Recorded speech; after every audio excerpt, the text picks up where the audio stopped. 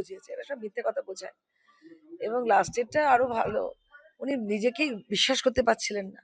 বলছেন বাবা এত কাজ করলাম, আমাকে কেউ ভোট দিল না, আমাকে জেতালো না। ধরে নিন সবাই রং বদলে ফেলেছে, উপায় নেই তো তাদের, কার সঙ্গে থাকবে। কিন্তু আমরা এখন কাউকে নিচ্ছি না। চেয়ার শুধু একটা একটা খাজা গঙ্গা আছে, সেখানে সেখানে নামিয়ে দেবেন। আর উনি রোজ, এখন ওনার একটা ট্রেডমিল আছে যেটা নাকি লক্ষ লক্ষ টাকা দাম। ওই ট্রেডমিলে হাঁটতে হাঁটতে উনি বলবেন এই আমি নবান্ন যাচ্ছি। যদি আর কেউ যাবে না, উনি তো একাই কথা বলেন। সামলা পরে উনি উনি কি প্র্যাকটিস করবেন ভগবান জানে, কোনো দিন করবেন না, কারণ কোনো কাজটাই ওনার ভালো করে জানা নেই। অভিনেত্রী থেকে বিরোধী দলে যোগদান, কাজ হাতে ছিল না, সেই থেকে এখন বিধায়িকা। কি জার্নিটা কি ইজি ছিল? না, কাজ আমার বাধা, এখানে বাধা ছিল, কিন্তু আমি যে ধরনের কাজকর্ম করি সেই কাজগুলো আমার যথেষ্ট ছিল, নাহলে আমার চলতো কি করে। না, আমার শো, আমি তো বেসিক্যালি খুব সিরিয়াস স্টেজ অ্যাক্টর, তো স্টেজটা আমার বরাবরই ছিল। সিরিয়ালও মাঝে মাঝে করেছি, এবং সিনেমাটা ভালো ভালো ছবি সেইগুলোই, সেটাই কথা বলছিলাম যে ভালো ভালো সিনেমার ভালো ভালো ক্যারেক্টার শুধু কয়েকজন লোক পেয়েছে, অন্যেরা পায়নি। সেগুলো এবার ডিস্ট্রিবিউটেড হবে, কারণ সব চরিত্র সব ওই কয়েকজন করতে পারে না, এবার সব ডিস্ট্রিবিউটেড হবে, এটাই।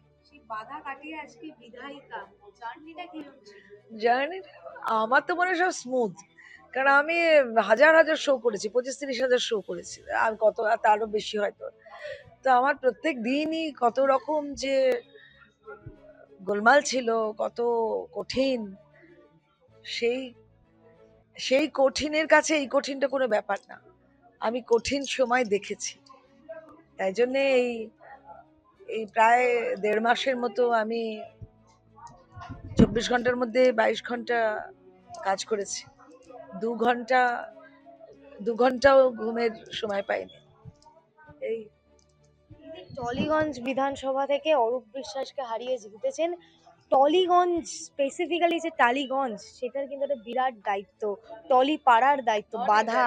অনেক দায়িত্ব, আমি জানি। টালিগঞ্জের স্টুডিওটা যদি ছেড়ে দাও, তার বাইরে অনেক দায়িত্ব, রাস্তাঘাট, স্কুল বন্ধ, পার্টি হাউস করে ফেলেছে সব, মানে একদম যাচ্ছে তাই করে রেখেছে। ওই জন্য টালিগঞ্জের লোক ওকে দিল না ভোট।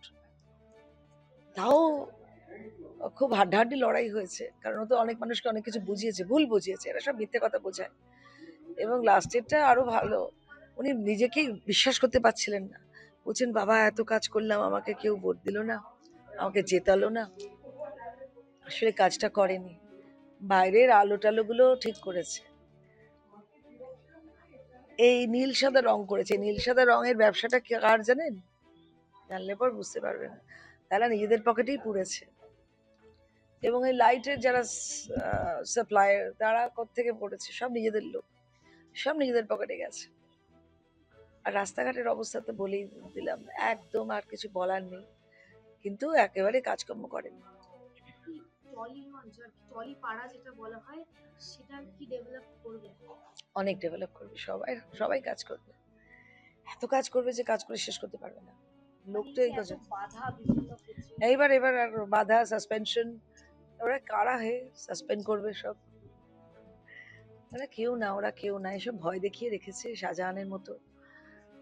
ওদের না, মানে মানে এক এক সময় মনে হয় টেনে চড় মারি, কিছু বোঝে না, কিছু বোঝে না। সিনেমার সিএ সহস্র যোজন দূরে, তারা বলছে এই তুই সাসপেন্ড, এই তুই নিষিদ্ধ, তুই যা, তুই বাড়ি যা। তোরা কারা হে?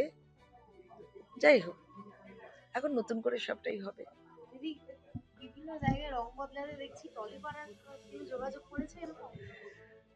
ধরে নিন সবাই রং বদলে ফেলেছে, উপায় নেই তো তাদের, কার সঙ্গে থাকবে। কিন্তু আমরা এখন কাউকে নিচ্ছি না। আমরা 29 তারিখ কিংবা 4 তারিখের আগে যদি আমাদের বলতেন আমাদের উপর ভরসা করে, তাহলে তাদেরকে স্বাগত করতাম, কিন্তু এখন আর স্বাগত করবার কোনো জায়গা নেই। একেবারে অন্য একটি প্রসঙ্গে যাব, মানে পদ্মা আসনে বাংলার দুদিন পার হতে না হতেই রাজ্যে একের পর এক যা ঘটনা ঘটছে। খোদ বিরোধী দলনেতা, যিনি এখনো বিরোধী দলনেতাই আছেন, তার পিএ কে খুন করা, গুলিবিদ্ধ করা হয়। নন্দনগ্রামটা আসলে তৃণমূলের ওই অসভ্য দলটার, খুনি দলটা খুন করেছে। খুনিকে তুলে দিক আমাদের হাতে, দরকার খুনিকে তুলে দিক আমাদের হাতে। শুধুমাত্র এই একটি ঘটনাই না, পানিহাটিতে বোম ব্লাস্ট আজকেও হয়েছে কিছুক্ষণ আগে। রুদ্রনীল ঘোষ যেখান থেকে জয়ী হয়েছেন হাওড়া শিবপুর, সেখানেও বোম ব্লাস্ট হয়েছে। অসভ্যতামিগুলো, গুন্ডামিগুলো ভুলতে পারছে না, কারণ আমরা কিছু বলছি না, আমরা কিছু করছি না, কারণ ওরা চাইছে আমাদের উস্কাতে। আমরা যদি এতগুলো মানুষ উস্কে যাই তাহলে কিন্তু দাঙ্গা লেগে যাবে। ওরা চাইছে একটা দাঙ্গা হোক, তখন ওরা হাইড আউট থেকে বেরোক, সব লুকিয়ে আছে গর্তে, তখন গর্ত থেকে বেরোবে। এই দেখুন ওরা কিছু করতে পারলো না, দেখেছেন তো, দাঙ্গা লেগে গেল। এইসব ম্যাট্রিক্স, এইসব অঙ্ক আমরা জানি, সব অঙ্ক দিয়ে কিছু হবে না। আমরা সুন্দর মতো শপথ গ্রহণ করবো, নতুন সরকার গঠন করব, তারপর দেখবেন আমরা কি করতে পারি। বিজেপি জিতে গিয়ে বিজেপি কর্মীদেরই প্রাণ যাচ্ছে, বিজেপির নেতারাই বারংবার হ্যারাস হচ্ছে। কারণ আমরা কিছু করছি না। আমরা যদি কিছু করতাম এই কাণ্ডটি হতো না। আমরা ঠিক করেছি যে আমরা হিংসের মধ্যে যাব না। তাও যদি ওরা না মানে, সেটা ভবিষ্যৎ নির্ভর করছে।